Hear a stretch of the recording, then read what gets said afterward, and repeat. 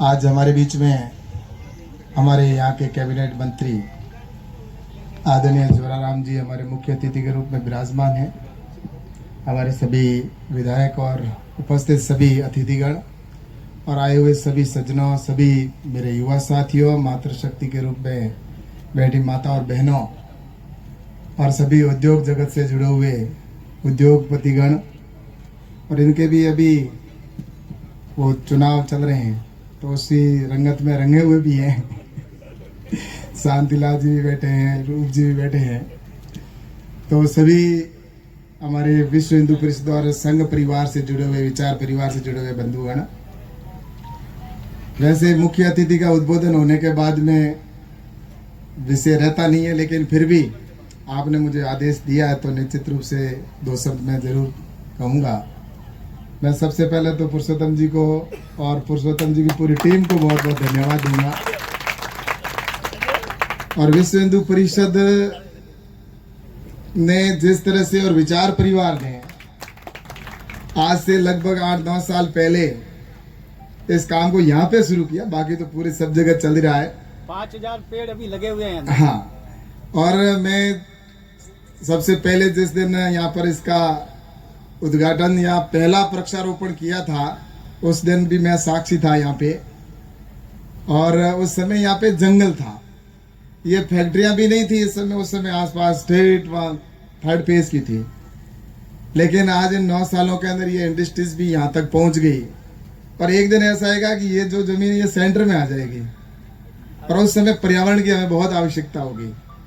और उस काम की सोच को इतनी पहले सोच लेना कि गोचर जमीन और जो वन विभाग की जमीन है उनके ऊपर हम कैसे उसका उपयोग करें, वरना लोग तो अतिक्रमण करने के लिए आतुर बैठे हैं। लोगों को तो बस चाहिए कि ऐसे भी हैं जो कि किस तरह से उनका थोड़ा बहुत हिस्सा भी मिले, लेकिन ये परोपकार का काम, अपने जीवन का अमूल्य समय यहाँ पर सभी आप दे रहे हो। और आज जिन्होंने यहाँ पर वृक्षारोपण करने का, हमारे अतिथि साहब भी पधारे हैं, सभी आए हैं, तो मैं तो ये कहना चाहता हूँ कि वास्तव में वृक्षारोपण का काम और वो भी आज यहाँ पे किया जा रहा है। और हमारे प्रधानमंत्री जी ने तो इसको पूरे देश के अंदर जिस तरह से प्रारंभ किया, एक पेड़ हमारी माँ के नाम जिस तरह से करना, एक बहुत बड़ी सोच है प्रधानमंत्री जी की। मतलब पूरे देश के अंदर प्रत्येक व्यक्ति को किस तरह से इसके साथ जोड़ा जाए। आपने देखा होगा कोरोना के समय में कहा था ताली बजाओ थाली बजाओ, उसका उद्देश्य क्या था कि पूरा देश इस बात को समझे और इससे कोरोना की बीमारी से लड़ने के लिए पूरा देश एक साथ जुड़ जाए।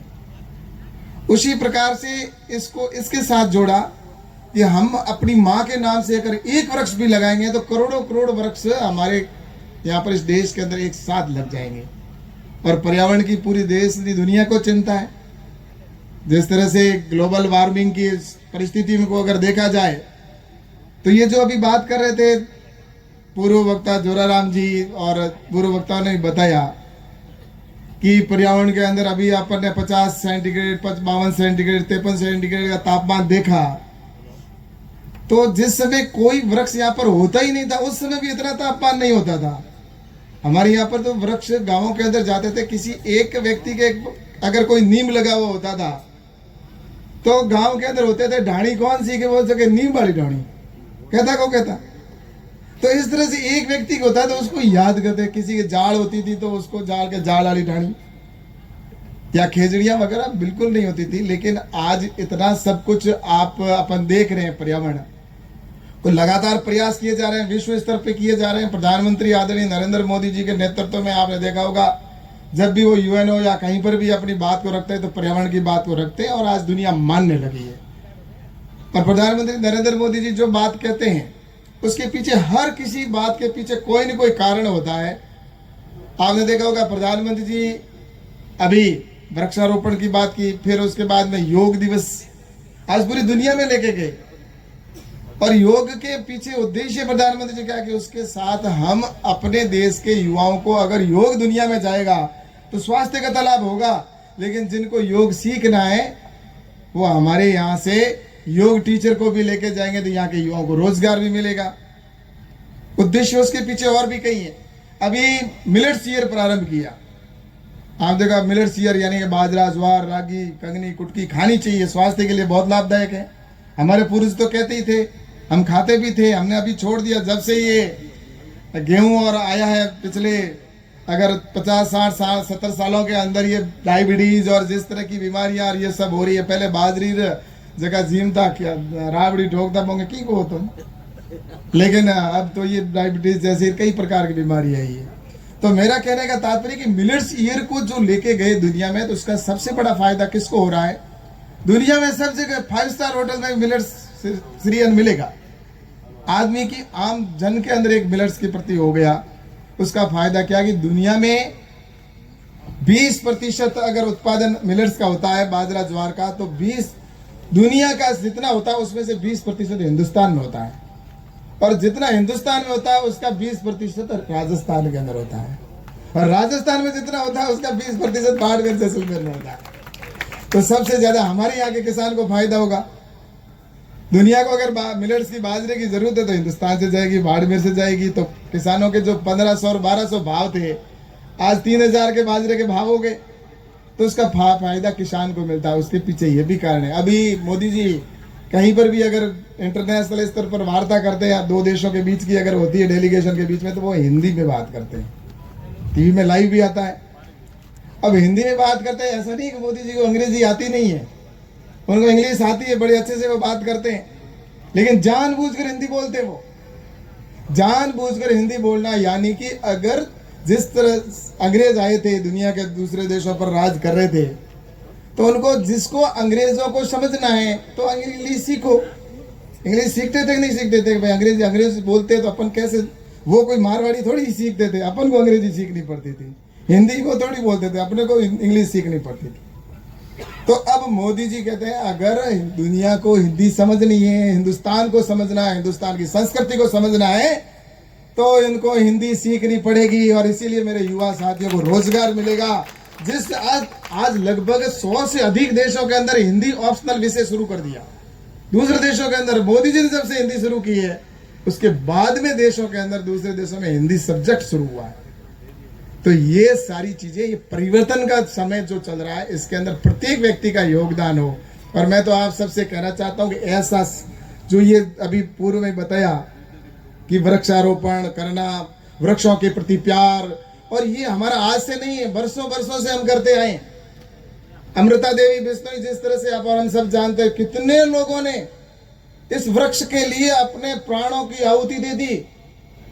उन्होंने लगभग जिस तरह से अपने पेड़ के चिपक के बैठ गए, चिपको आंदोलन जिस तरह से हुआ कि पेड़ से ज्यादा कीमत अगर हमारी है, जान से ज्यादा पेड़ की कीमत है, ये हमने नहीं, हमारे पूर्वजों ने कह दिया था। इसलिए हमारे लिए पेड़ बहुत महत्वपूर्ण है, और इस काम को आप सभी निश्चित रूप से करने में पूरा योगदान दे रहे हो। मैं आप सबको पूरा सभी को, पर्यावरण प्रेमी जो आज यहाँ पर आए, उन सबको धन्यवाद देता हूँ, क्योंकि आज का ये समय, किसी के पास समय नहीं है, और उस समय में से अपन समय निकाल के आए, वो सबसे बड़ी चीज होती है। कई लोग क्या कहते हैं कि साहब हमारे पास टाइम नहीं है, और वास्तव में टाइम नहीं है सर। टाइम तो एक दिन जाना है, उस दिन सबको कोई पूछ के भी नहीं आएगा। इस पर्यावरण में अगर सही है तो हमारी जिंदगी भी लंबी चलेगी, ये समय भी बचेगा, सब कुछ होगा, नहीं तो समय भी चला जाएगा। इसलिए मैं आप सबसे ये जरूर कहना चाहता हूँ कि ये सनातन धर्म के अंदर ही जो वृक्षों के प्रति प्यार प्रेम की हम बात करते हैं, वरना कई ऐसे धर्म भी हैं, हम तो पक्षी की भी उसको दाना देते हैं, उसमें विश्वास रखते हैं, लेकिन कुछ लोग इस बात में खुश होते हैं कि हम छीने और छीन कर खाने में विश्वास रखते हैं। कुछ धर्म जो प्रेम को जिस तरह से वसुदेव कुटुंबकम की बात करते हैं, तो कुछ ऐसे भी धर्म के लोग हैं जो किस तरह से हम दूसरों को खत्म करके अपने धर्म को बचाने का कोशिश करते हैं और अपने धर्म को बढ़ाने की बात करते हैं। इसलिए ये इस देश के अंदर हो चाहे दुनिया के अंदर हो, देवता और दानव प्रकार के हर जगह पर लोग हैं। एक तरफ देवता है तो दूसरी तरफ दानव है। ये सतयुग से चला आ रहा है कि देवता और दानवों के बीच संघर्ष चला है, और अंत में जीत किसकी हुई है? देवताओं की हुई है। तो अभी भी वही है, इस समय भी देवता और दानवों के बीच में संघर्ष चलेगा, लेकिन जीत हमेशा देवताओं की होगी, सनातन की जीत होगी। इसलिए मैं आप सबसे कहना चाहता हूं कि आने वाले समय के अंदर हम इसी प्रकार से सेवा का भाव करते जाएं। और ये इतना शानदार बना है। मैं आदरणीय जोराराम जी से निश्चित रूप से कहना चाहता हूँ, जोराराम जी, कि ये स्थान जो है ये वास्तव में इतना पुरुषोत्तम जी भाई साहब और हर समय मतलब यहाँ पर आते हैं जाते हैं। जिस समय कोई आसपास भी नहीं होता था, मैं भी यहाँ पर 3-4 बार मेरा भी आना हुआ यहाँ पे, और यहाँ पे बिल्कुल कोच भी नहीं था उस समय भी।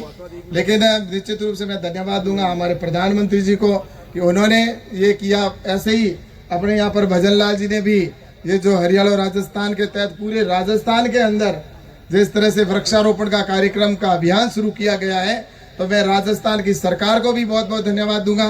और विशेषकर इस बार का बजट जो आया, वास्तव में बात बिल्कुल सही कही, पूर्व में भी कहा है और मैं भी कहता हूं कि साल के अंत में 5 साल पूरे होते हैं तब लोग बजट अच्छा प्रस्तुत करते हैं।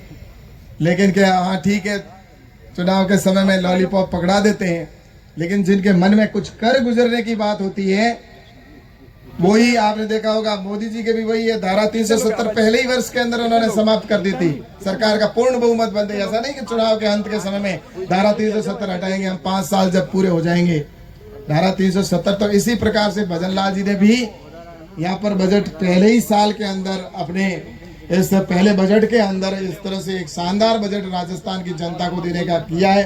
तो मैं अपनी पूरी सरकार को भी बहुत बहुत धन्यवाद देता हूँ। आपका ये शानदार बजट के लिए धन्यवाद। और पुनः मैं आप सभी का बहुत बहुत धन्यवाद देता हूँ। हमें